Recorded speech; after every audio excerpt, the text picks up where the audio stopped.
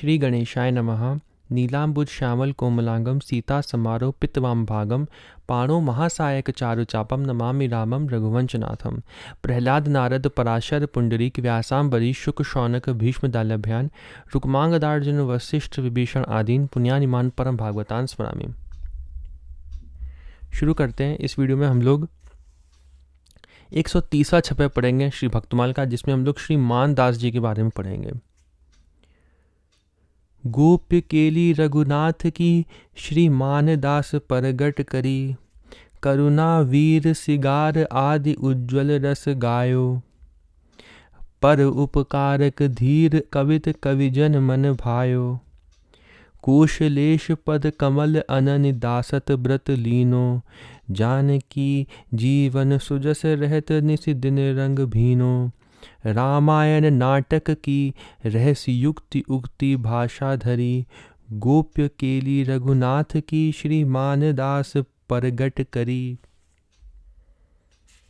इसका अर्थ पढ़ेंगे। जो हम लोगों ने छप्पे पढ़ा उसका अर्थ क्या है। लिखा है श्री मानदास जी ने भगवान श्री रामचंद्र जी की गुप्त प्रकट लीलाओं का काव्य द्वारा गान करके भक्तों को सुनाया। तो जो गुप्त लीला थी, इसका अर्थ जो कहीं शास्त्रों में नहीं लिखी थी, वो उन्होंने भगवान के रूप ध्यान में देखा। उन लीलाओं को भगवान के ध्यान में देखा, भगवान उन लीलाओं को उनके ध्यान में भगवान ने अपनी गुप्त लीलाओं को दिखाया। ठीक है, तो उन गुप्त लीलाओं को प्रकट लीलाओं का काव्य द्वारा गान करके भक्तों को सुनाया। श्री रामचरित वर्णन प्रसंग में आपने अपने काव्यों में करुण वीर उज्ज्वल श्रृंगार आदि रसों का भी समावेश किया। आपकी कविताएं कविजनों को अत्यंत प्रिय लगती थीं। आप महान परोपकारी, धैर्यवान एवं शीलवान थे। कौशलेंद्र भगवान श्री रामचंद्र जी के श्री चरण कमलों की अनन्य भाव से सेवा करने का आपका दृढ़ व्रत था। श्री जानकी जीवन प्रभु के सुयश के वर्णन, अध्ययन एवं मनन के रंग में आप दिन रात रंगे पगे रहते थे। श्री रामायण और हनुमान नाटक आदि ग्रंथों का गुण उक्तियों का आपने सरस भाषा में विवेचन किया। तो जैसे हनुमान नाटक जो है वह संस्कृत में शास्त्र है, तो उन्होंने उस संस्कृत शास्त्र को पदों में लिख दिया। जैसे उसका यहाँ पे लिखा हुआ है कि कैसे, जैसे हनुमान नाटक है, जैसे लिखा है रामायण नाटक भाषा धरी, जो यहाँ लिखा था छप्पे में, रामायण नाटक की रहस्य युक्ति उक्ति भाषा धरी। उसके लिए लिखा है, एक संस्कृत का मंत्र दिया हनुमान नाटक का, तो उसको इन्होंने पदों में लिख दिया। जैसे लिखा है, भाषा अनुवाद किया इस संस्कृत मंत्र का। बायां हाथ दाहिने हाथ से पूछता है, खान पान सम्मान में सदा रहो अगवान। अब क्यों पीछे जात हो, देखी दशानन बान। धनुष बाण चलाने में दाहिना हाथ पीछे जाता है, तब दाहिना हाथ बोला, प्रभु श्रवण नि लगी जात में, पूछन को यह बात। एक एक सिर काटहूँ कै सब ही एक साथ। तो ऐसे इन्होंने पदों में लिखा है। विशेष चरित्र दिया हुआ है आगे, एक ही छपे में वर्णन था इनका। वैसे एक बार श्री राम जी के ध्यान में श्री मानदास जी मग्न थे। उसी समय भगवान अपने त्रिभुवन मोहन स्वरूप का दर्शन कराकर गोपनीय लीलाओं के गान का आदेश दिया। तो भगवान ने आदेश दिया कि इन गोपनीय लीला का आप गान करिए। स्वतः इनके हृदय में गोपनीय लीलाओं की स्फूर्ति होने लगी। एक बार गरीब ब्राह्मण की कन्या के विवाह में श्री ठाकुर जी के चांदी के पार्षद बेचकर धन दिया। आप ऐसे ब्राह्मण्य और परोपकारी थे। एक बार संतों को प्रसाद पवाते समय प्रेमावेश में छत से गिर गए। श्री ठाकुर जी ने अपनी गोदी में लेकर रक्षा की। प्रभु का एवं संत सेवा का चमत्कार सभी लोगों ने प्रत्यक्ष देखा कि गिरने पर कहीं चोट भी नहीं आई। इनकी रचना के कुछ पद दिए हुए हैं। मान मंदिर में विराजे माननी श्री रिस भरी, श्रीपति मनावे खाए हाहा पैना मानती रस भरी। यही ध्यान रसवश विकल अविकल माननी रुख अनुसरे, रीझी दंपति मान दास ही मान दे संज्ञा करें। जितना चरित्र इनका इसमें दिया हुआ था भक्तवान में, उतना हम लोग ने पढ़ लिया। अब हम लोग श्री गिरधर जी के बारे में पढ़ेंगे। शुरू करते हैं। 131वां छप्पे। श्री बल्लभजू के वंश में सुरतरु गिरधर भ्राजमान, अर्थ धर्म काम मोक्ष भक्ति अनपायनी दाता, हस्तामल श्रुति ज्ञान सब ही शास्त्रन के ज्ञाता। परिचर्या ब्रजराज कुंवर के मन को करशें, दर्शन परम पुनीत सभा तन अस्मृत वर्षें। बिट्ठलेश नंदन स्वभाव जग को नहीं ता समान, श्री वल्लभ जू के वंश में सुरतरु गिरधर विराजमान। इसका अर्थ पढ़ेंगे। लिखा है, पुष्टि मार्गीय श्री वल्लभाचार्य जी के वंश में श्री गिरधर लाल जी महाराज कल्प वृक्ष के समान शोभायमान लगते थे। आप शरणागत भक्तों को अर्थ, धर्म, काम, मोक्ष और अचल श्री हरिभक्ति के दाता थे। आपको वेद शास्त्रों का संपूर्ण ज्ञान हाथ में आंवले की तरह प्रत्यक्ष था। तो संपूर्ण ज्ञान था इनको वेद शास्त्रों का। भगवान जो होते हैं वो संतों को अपने आप ज्ञान करवा देते हैं सभी वेद शास्त्रों का। जो भगवान के शरणागत हो जाता है और जिसकी भगवत प्राप्ति हो जाती है, उसको संपूर्ण वेद शास्त्रों का अपने आप ज्ञान हो जाता है। तो वैसे ही इनको भी संपूर्ण वेद शास्त्रों का ज्ञान था। हाथ रखा है, हाथ में आंवले की तरह प्रत्यक्ष था, बिल्कुल साफ साफ। आप सभी शास्त्रों के ज्ञाता थे। आपकी पूजा पद्धति ब्रजराज कुंवर भगवान श्री कृष्ण के मन को आकृष्ट करने वाली थी। आपके दिव्य दर्शन से लोग पवित्र हो जाते थे। भक्तों की सभा में विराजमान होकर जब आप श्री कृष्ण कथा को कहते थे, तब ऐसा लगता था कि मानो प्रेमामृत की वर्षा हो रही है। गोस्वामी श्री विट्ठलनाथ जी महाराज के सुपुत्र श्री गिरधर लाल जी महाराज के समान सरस, शीतल एवं कोमल स्वभाव वाला संसार में कोई नहीं हो सकता है। कुछ विशेष चरित्र दिया है, उसको पढ़ लेते हैं। श्री गिरधर लाल जी का एक शिष्य था। वह जाति का वैश्य था। उसके पास अपार धन संपत्ति थी। आप समझ सकते हैं, उनका जाति का वैश्य था मतलब बनिया था वो, ठीक है। तो उसके पास अपार धन संपत्ति थी। वह खूब गुरु गोविंद की सेवा करता था, परंतु समय के फेर से उसका सारा धन नष्ट हो गया। कुछ दिन बाद उसका स्वर्गवास हो गया। उसका पुत्र भी बहुत भक्त था। उसमें पिता की भांति भक्ति के संस्कार थे, लेकिन धन के अभाव में सेवा नहीं कर सकता था। इसलिए एक दिन श्री गिरधर लाल जी से निवेदन किया कि आप सरीखे कल्प वृक्ष के रहते हुए हमारी ऐसी स्थिति है। श्री गिरधर लाल जी के आशीर्वाद से कुछ दिन बाद धन धान्य से संपन्न हो गया। अब उसके मन में श्री ठाकुर जी के दर्शन की उत्कंठा जागृत हुई। श्री गिरधर लाल जी से प्रभु प्राप्ति का उपाय पूछा। तो उसने पूछा गिरधर लाल जी से कि आप हमको भगवत प्राप्ति का मार्ग बताओ, भगवत प्राप्ति कराओ हमारी, और उसका मार्ग बताओ हमको कैसे करें। तो उसने सरल स्वभाव से बिल्कुल पूछा। संतों के पास हमेशा सरल स्वभाव से जाना चाहिए। तो उसने सरल स्वभाव से श्री गिरधर लाल जी से भगवत प्राप्ति का उपाय पूछा। आपने कहा, आपने का अर्थ है श्री गिरधर जी ने कहा उससे कि भगवान प्रेम से मिलते हैं। जैसे हम लोग ने रामचरितमानस की भी कितनी ही चौपाइयों में पढ़ा है, राम ही केवल प्रेम पियारा जैसे चौपाई है। तो वैसे ही उन्होंने कहा कि भगवत प्राप्ति का उपाय क्या है? प्रेम है उपाय, और कोई उपाय नहीं है। उन्होंने कहा कि भगवान प्रेम से मिलते हैं, अतः तुम प्रेम से भगवान की सेवा एवं संकीर्तन करो। तो सेवा करो और संकीर्तन करो, प्रेम से करो, ये उन्होंने आदेश दिया। उसने पूछा, प्रभु प्रेम के क्या लक्षण है? तो उसने पूछा, कैसे पहचाने कि प्रेम है? तो आपने कहा, भगवान के नाम रूप का स्मरण होते ही आंखों से अश्रुपात, शरीर में रोमांच, वाणी गदगद और कंठ अवरुद्ध हो जाए, उसे प्रेम की दशा समझनी चाहिए। तो यही चैतन्य महाप्रभु जी ने भी यही कहा है। एक उनका मंत्र है जिसमें उन्होंने यही प्रेम का वर्णन जो करा है, वो बिल्कुल यही करा है जो यहाँ पे लिखा है। तो क्या लिखा है? तो प्रेम का लक्षण क्या है? कैसे पता चलेगा कि प्रेम है भगवान में? आप भी अगर अपने अंदर ये लक्षण देखते हैं तो आप मान सकते हैं कि हाँ, हमारे अंदर ही भगवान का प्रेम है। और अगर ये लक्षण नहीं है और प्रेम नहीं है तो जितने भी शास्त्र पढ़ें वह सब के सब व्यर्थ हो जाएंगे, क्योंकि भगवत प्राप्ति नहीं होगी, प्रेम नहीं होगा। तो अगर ये लक्षण नहीं है तो हम सब कुछ व्यर्थ है। तो क्या लक्षण है? लिखा है, भगवान के नाम रूप का स्मरण होते ही, जैसे भगवान का नाम और रूप का स्मरण आपके हृदय में हो, आंखों से अश्रुपात, शरीर में रोमांच, वाणी गदगद और कंठ अवरुद्ध हो जाए, उसे प्रेम की दशा समझनी चाहिए। तो ये प्रेम की दशा वर्णन करी गई है। आगे लिखा है, आपकी आज्ञा अनुसार सेवा पूजा कीर्तन करने लगा, लेकिन अपने अंदर प्रेम के लक्षण ना देखकर पुनः श्री गिरधर लाल जी के पास जाकर निवेदन किया। तो उसने सरल स्वभाव से, जैसा गुरु जी ने बताया गिरधर जी ने, वैसे ही उसने किया, लेकिन फिर भी उसके अंदर प्रेम के लक्षण नहीं आए। तो ऐसा क्यों होता है? तो ऐसा इसलिए होता है कि हमारा जो मन होता है वह बहुत ही जन्म जन्मांतर से जो है वो अशुद्ध होता है, इसलिए उसमें प्रेम के लक्षण बहुत धीरे धीरे आते हैं।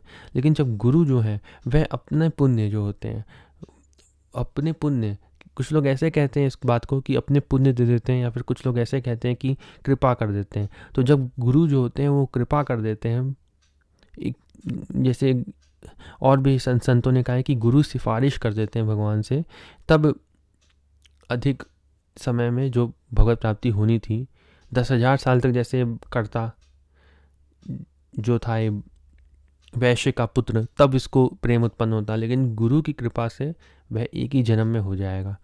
तो ऐसा आगे पढ़ते हैं क्या लिखा है।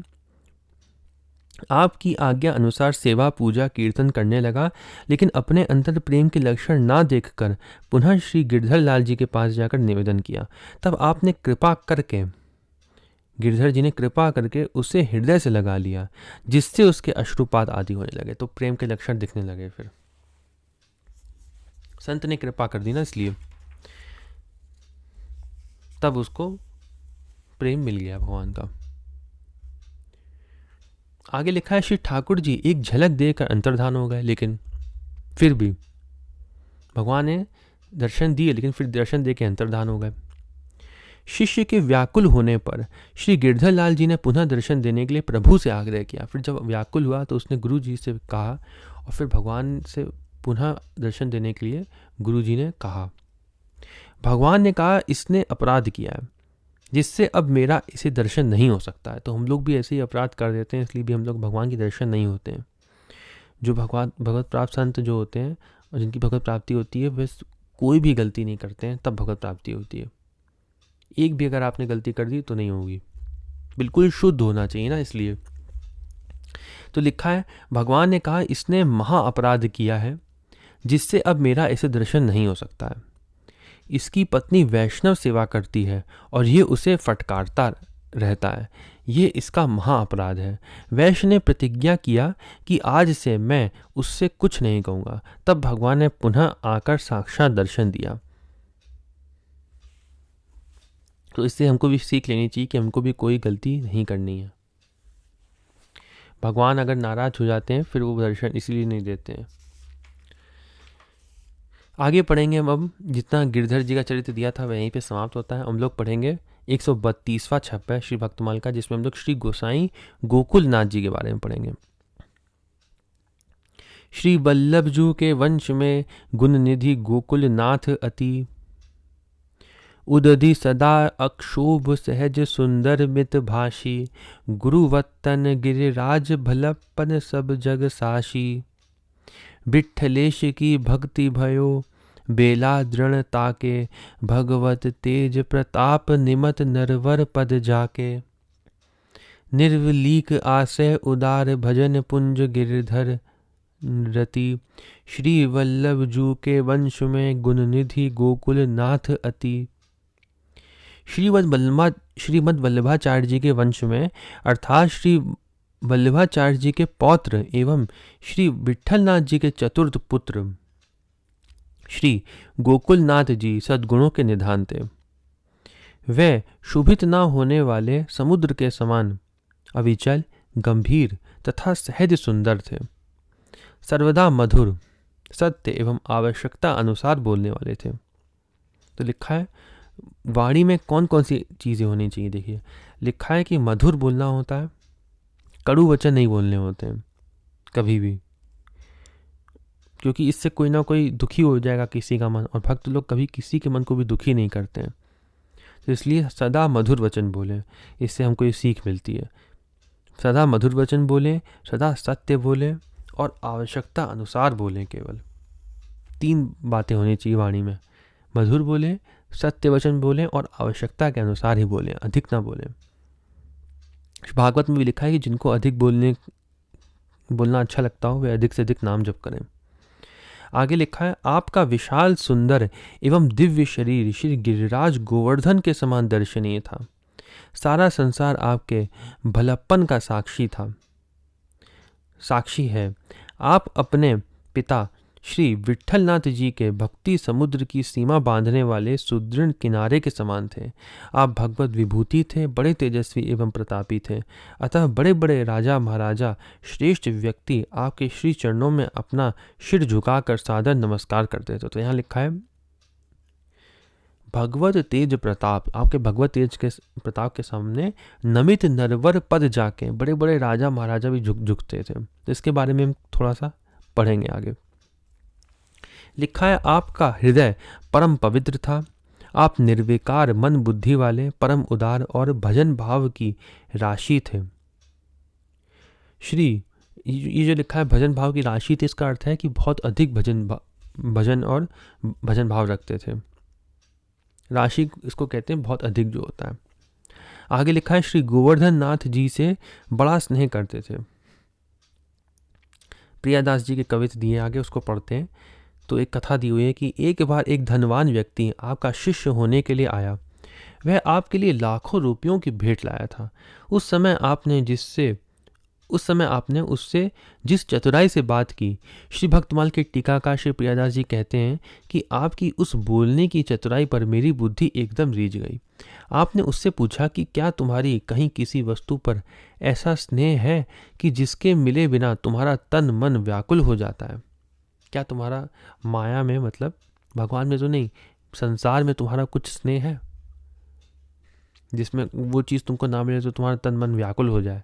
उन्होंने ये पूछा। यदि ऐसा हो तब तो मैं तुम्हें दीक्षा दूं। उसने कहा, अजी मेरा कहीं किसी भी वस्तु में तनिक भी स्नेह नहीं है। तब आपने कहा कि यदि ऐसा है तब तो हम तुम्हें कदापि दीक्षा नहीं दे सकते। तुम किसी और गुरु को खोज लो। भक्ति मार्ग में तो प्रेम ही प्रधान है। यहाँ तो सब बात प्रेम पर ही आधारित है। जीव का जो प्रेम संसार में होता है, दीक्षा शिक्षा के द्वारा उसी को पलट कर भगवान में लगा दिया जाता है। कहा कि जो संसार में प्रेम करता है उसी को पलट करके भगवान में लगा देते हैं। जिसका प्रेम कहीं है ही नहीं, उसका फिर कहाँ भगवान में लगाएंगे? इन्होंने कहा, यही लिखा है, जैसे लिखा है, जीव का जो प्रेम संसार में होता है, दीक्षा शिक्षा के द्वारा उसी को पलट कर भगवान में लगा दिया जाता है।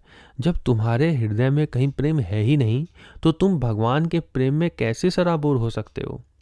इस प्रकार का कोरा जवाब सुनकर उनके मन में बड़ा दुख हुआ। उसके मन में जो आया था धनवान व्यक्ति, उसके मन में बड़ा दुख हुआ ये सुन के। ल्यायो भेंट लाखन की, ये लिखा है पद में, तो उसको पढ़ लेते हैं कवित को। आयो कोई शिष्य होन, ल्यायो भेंट लाखन की, भाखन की चातुरी पे मेरी मति रीझिए। कहूँ है स्नेह तेरो, जाके मिले बिना देह, व्याकुलता होए जो पे दीक्षा दीजिए। बोलियो अजू मेरो काहू, वस्तु सोना हेतु नेकू, नेति नेति कही हम गुरु ढूंढी लीजिए। प्रेम है की बात यहाँ, करे ही पलटी जात, गयो दुख गात कहो कैसे रंग भीजिए। तो यहाँ लिखा था, ल्यायो भेंट लाखन की, लाखों रुपए की भेंट लाया था।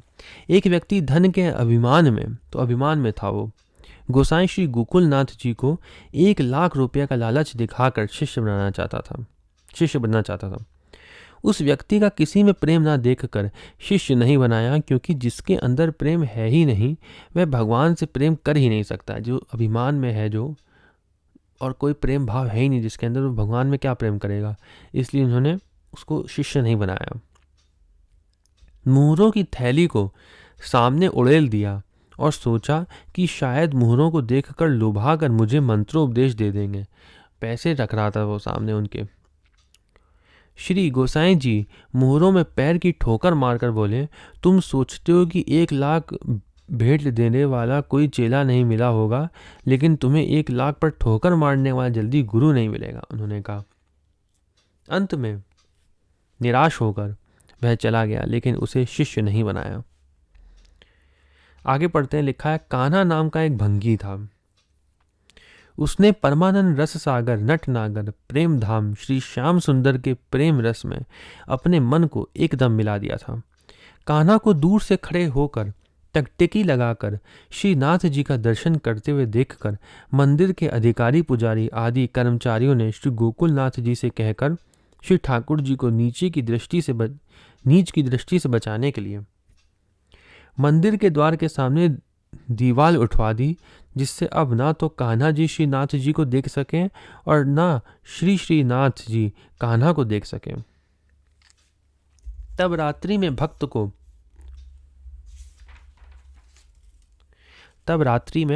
को प्रकट करने के लिए श्री गोसाई जी से ना कहकर परम प्रवीण श्रीनाथ जी ने स्वप्न में कान्हा से कहा। तो उन्होंने गोसाई जी से नहीं कहा, भगवान ने कान्हा से कहा स्वप्न में भगवान ने कि इस नई दीवाल की ओट मुझे बहुत कष्ट दे रही है, अतः तुम श्री गोकुलनाथ जी से शीघ्र कहो कि बहुत जल्दी इस दीवाल को हटवा दें, जिससे कि मैं विलछू कुंड की शोभा का दर्शन कर सकूं और तुम्हें दर्शन ना होने से जो कष्ट है उसका हमें ख्याल है। प्रातःकाल होने पर कान्हा मन में जब स्वप्न की बात का विचार करने लगा तो उसकी हिम्मत छूट गई। वह सोचने लगा कि यदि मैं वहां जाकर यह बात कहूँगा तो कोई मुझे मारने ना लगे। इधर ये लाल जी मेरे पीछे पड़े हैं, इधर भगवान मेरे पीछे पड़े हुए हैं, और यदि मैं ये ऐसी बात कहूँगा तो लोग मुझे ना मारने लगे। कान्हा हो हलाल खोर घोरी दियो मन लेके, श्याम रस सागर में नागर रसाल है। निशी को सुपन मांझ निपुण श्रीनाथ जूने, आज्ञा दई भीत नहीं भई ओट साल है। गोकुल के नाथ जूसो बेगी दे जताई दीजे, कीजे याही दूर छवि पूर देखियो ख्याल है। भोर जो बिचारे नाही धीरज को धारे उहाँ, जाऊं को मारे पेड़े जाऊं को मारूं मारे पेड़े, परियो यह लाल है। इसी प्रकार प्रेम प्रवीण श्रीनाथ जी 3 दिन तक लगातार स्वप्न में कान्हा को आज्ञा देते रहे। तो भगवान पहली बार तो माना नहीं, दूसरी बार भी नहीं माना, वो 3 दिन तक भगवान उसको लगातार यही स्वप्न देते रहे और बताते रहे कि तुम जाके गोकुलनाथ जी से बात करो और दीवार हटवाओ। तब कान्हा ने विचार किया कि इससे मेरा वश ही क्या, लगता है कि मुझे श्री गोसाई गोकुलनाथ जी से बिना कहे काम नहीं चलेगा। अतः कान्हा हिम्मत करके श्री गोसाई जी के द्वार पर गया और द्वारपाल से बोला, आप श्री गोसाई जी से मेरी प्रार्थना सुनाइए कि कान्हा आपसे कुछ बात करना चाहता है। ये सुनकर द्वारपाल ने नाराज होकर कहा, अरे तू गोसाई जी से बात करेगा? इतने में किसी ने स्वयं श्रीनाथ जी व्रजवासी का रूप धरकर श्री गोसाई जी से कहा कि कान्हा आपसे कुछ कहना चाहता है। तो आपने कहा उसे शीघ्र बुलाओ। आने पर श्री गोसाई जी ने कहा, तो भगवान स्वयं रूप धर के आ गए थे। लिखा है यहाँ पे, स्वयं श्रीनाथ जी व्रजवासी का रूप धरकर श्री गोसाई जी से कहा कि कान्हा आपसे कुछ कहना चाहता है। तो आपने कहा उसे शीघ्र बुलाओ। आने पर श्री गोसाई जी ने कहा, अहो कहो तुम क्या कहना चाहते हो। तो भगवान उस गोसाई जी के पास गए थे। भगवान ने कहा था कि कान्हा आपसे कुछ कहना चाहता है। तो फिर गोसाई जी वहाँ पे आ गए। आने पर श्री गोसाई जी ने कहा, कहो तुम क्या कहना चाहते हो। तब कान्हा ने कहा, आप अन्य लोगों को यहाँ से दूर हटा दीजिए तब कहूँगा। तब गोसाई जी ने कहा, सबको यह कहकर हटाया कि आप लोगों के दूर हट जाने पर ही अपनी बात कहेगा। सब लोग हट गए। तब कान्हा ने वही बात कही जो श्रीनाथ जी ने इससे कहा था स्वप्न में। सुनकर श्री गोकुलनाथ जी बड़े हर्षित हुए। गोकुलनाथ जी गोसाई जी जो थे वो बहुत खुश हुए, बहुत हर्षित हुए कि श्रीनाथ जी ने मुझे अपना मानकर मुझसे कहने को कहा है। फिर तो आप कान्हा से बड़े प्रेम से मिले और बोले, यदि श्री श्याम सुंदर ने मेरा नाम लेकर कहा है तो अब उनकी बात नहीं टलेगी, अर्थात अवश्य में वो उसका पालन किया जाएगा। गोसाई जी ने तुरंत दीवाल गिरवा दी और कान्हा को उनका अनन्य सखा जानकर एक पारस भोजन देने की सेवकों को आज्ञा दी। पारस भगवान का जो प्रतिदिन का जो भोग होता है उसको कहते हैं, तो वो भी दिया। आगे कुछ विशेष चरित्र दिया है, उसको पढ़ लेते हैं। लिखा है, एक बार दिल्ली का बादशाह मथुरा आया और औरंगाबाद में पड़ाव डाला। बादशाह ने लोगों से पूछा कि कोई करामाती हिंदू फकीर है क्या। लोगों ने श्री गोकुलनाथ जी का नाम बताया। बादशाह ने मंत्री को भेजकर प्रार्थना किया कि आकर दर्शन दीजिए। आप पालकी में बैठकर परिकर सहित गए।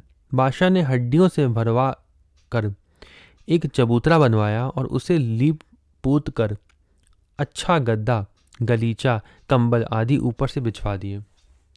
श्री गोकुलनाथ जी बादशाह के कहने पर जल छिड़क कर चबूतरे में बैठ गए। बादशाह ने पूछा कि चबूतरे के भीतर क्या है। गोसाई जी ने कहा, गुलाब के फूल। चबूतरा खुदवाने पर सचमुच ताजे गुलाब के फूल ही निकले। चमत्कार देखकर बहुत सी गोचर भूमि दी और ब्रज में शिकार न करना तथा वनों की रक्षा करने का आदेश विशेष रूप से लागू कर दिया। मूल छपे में इन्हीं प्रसंगों के कारण नमित नरवर पद जाके कहा है, जो उन्होंने पढ़ा था ना कि अनेक राजाओं ने सर झुकाया इनके सामने, इनके तेज के सामने, भक्ति के प्रताप के सामने, तो वह इसी के लिए लिखा था नाभादास जी ने। भक्तदाम गुण चित्रिणी के अनुसार एक प्रसंग और वर्णित है। एक ब्राह्मण अपनी कन्या के साथ जा रहा था। रास्ते में दुष्ट यवनों ने उस कन्या को छीन लिया। ब्राह्मण रोता हुआ श्री गोकुलनाथ जी के पास में गया और अपना दुख निवेदन किया। आपने अपने शिष्य कायस्थ को आज्ञा दी कि जाकर उससे कह दो कि ब्राह्मण कन्या को वापस कर दे। कायस्थ यवन सरदार के यहाँ मुंशी था। डर के कारण मुंशी नहीं गया। तब गोसाई जी ने श्रीनाथ जी से प्रार्थना की। श्रीनाथ जी ने यवन को स्वप्नादेश दिया कि कन्या को वापस कर दो, लेकिन ध्यान न देने पर स्वयं श्रीनाथ जी ने जाकर उसके मुख में पैर की ठोकर मारी। घबराकर लोगों से पूछने लगा कि मेरा भय कैसे दूर हो। तब उस कायस्थ